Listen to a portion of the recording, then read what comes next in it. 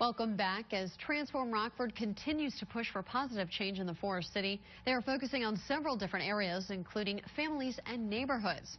Now, here to tell us a little bit more about that, we have Mike Brown in with us this morning. Good morning. Good morning. So tell us, first of all, what's the goal? You're the leader of the neighborhoods group, the families and neighborhoods group. Tell me what the goal is, really. So our team's been meeting over the last year. The goal is really to define strategies that are going to help promote stronger families and neighborhoods in Rockford.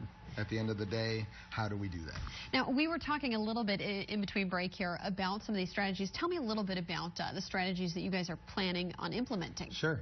Well, there's several strategies, and you can find them online at transformrockford.com, but it really is about physical structure and resident access to resources.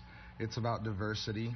It's about making sure that all people are successful. And we really, as we looked at research, found that good neighborhoods with strong families are neighborhoods that have access to resources. Now, you've done some studies on this. What is some of your research brought to light? Right. So we looked at studies across the country, and it came down to lack of resources.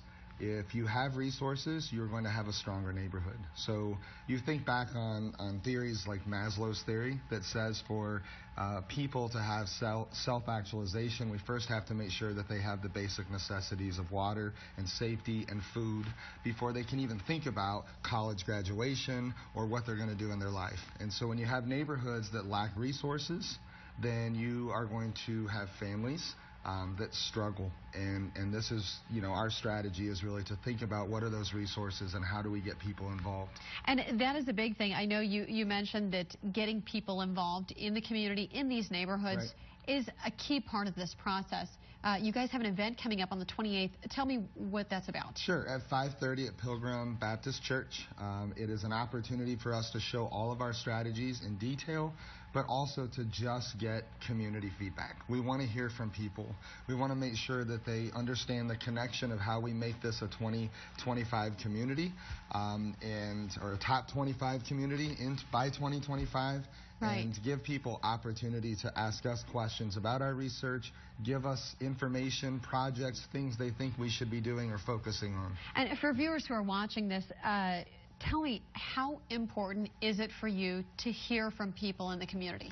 Extremely important. I think that the largest frustration of a community is the process that it takes for us as volunteers to come up with these strategies. Sure. And now it's time for people to come and give us their feedback.